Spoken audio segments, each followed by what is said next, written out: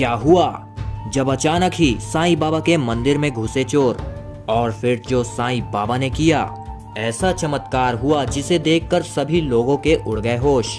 नमस्कार दोस्तों, हमारे YouTube चैनल में आप सभी लोगों का हार्दिक स्वागत है। यह सच्ची घटना सितारागंज के एक छोटे से गांव की है, जहां पर साईं बाबा के मंदिर में एक साधु उनकी पूजा किया करता था।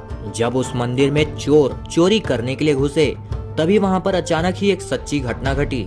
वहां के साधु साईं बाबा के बहुत बड़े भक्त थे, इसीलिए वह जल्दी से सुबह उठकर साईं बाबा को स्नान कराने से लेकर भोग आरती और रात्रि शयन तक सारी सेवा वह बहुत ही तन मन से किया करते थे। उनका एक नियम था कि वह तीनों संध्या में साईं चालीसा का पाठ करेंगे। एक दिन की बात है, मंदिर में भंडारा होने के कारण वह कार्य में अत्यधिक व्यस्त हो गए और साईं चालीसा का नियम नहीं कर पाए। तब साधु ने शाम को ही साईं बाबा की 3 बार साईं चालीसा का पाठ करके नियम को पूरा कर लिया।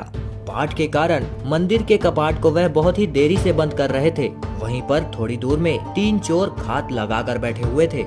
उन्होंने सोचा कि मंदिर में तो आज भंडारा था और मंदिर भी आज बहुत ही देरी से बंद हुआ है, जरूर खूब चढ़ावा आया होगा। आज रात हम लोग सारे पैसे को चुरा लेंगे। साधु अपने मंदिर के पास बनी कुटिया में सोने के लिए चले गए। आधी रात के बाद तीनों चोर ताला को तोड़कर मंदिर के अंदर घुस आए। वहाँ पर उन्होंने मंदिर के अंदर दान पात्र में पड़े सारे रुपए निकाल लिए। उन्होंने देखा कि साईं बाबा का छत्र मुकुट चांदी का है और बहुत ही मजबूती से लगाया हुआ है। उन चारों ने बड़ी मेहनत और मशक्कत कर उस मुकुट को भी उतार लिया। जब चोरों ने देखा कि इतना बड़ा भंडारा इस मंदिर में हुआ था, पर उस हिसाब से माल तो कुछ मिला ही नहीं है, इसका मतलब जरूर उस साधु बाबा ने अपने पास बहुत सारा पैसा जमा कर लिया है। वह सारे पैसे को अपने घर में ही कहीं छिपाया होगा। वह उस साधु बाबा के कुटिया के पास गया और दरवाजे को जोर से खटखटाया।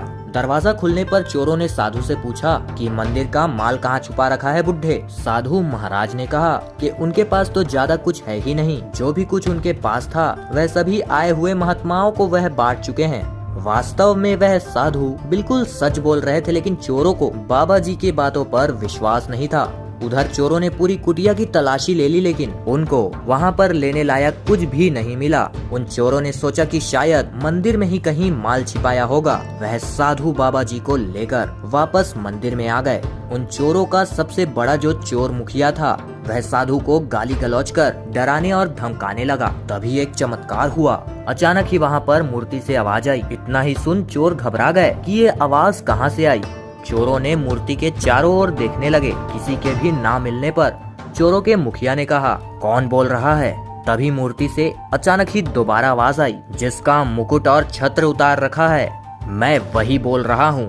तभी किसी अदृश्य शक्ति ने एक जोरदार तमाचा चोरों के मुखिया पर मारा। वह मुखिया चोर वहाँ पर बेहोश हो चुका था और अचानक ही जमीन पर गिर पड़ा।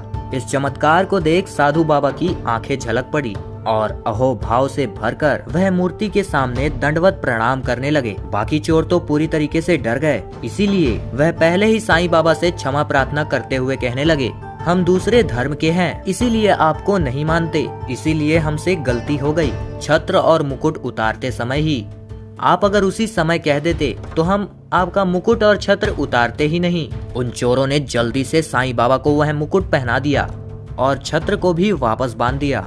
और एक तरफ हाव भाव से भरे हुए साधु बाबा जी अपने भक्ति की शक्ति को देखकर धन्य हो गए। वह अपने आप को धन्य महसूस कर रहे थे। बाद में इस चमत्कार को लेकर मंदिर में बहुत ही भीड़ भाड़, राजनीति, तमाशा आदि न हो, इसीलिए बाबा जी ने इस घटना के विषय में कुछ गिने चुने संत महात्माओं तक ही इस बात को सीमित रख दिया। इस प्रकार साईं बाबा ने चोरों से मंदिर की पुजारी की रक्षा की। आपका क्या मानना है कमेंट बॉक्स में जरूर बताएं और जय साईनाथ अवश्य लिखें। धन्यवाद।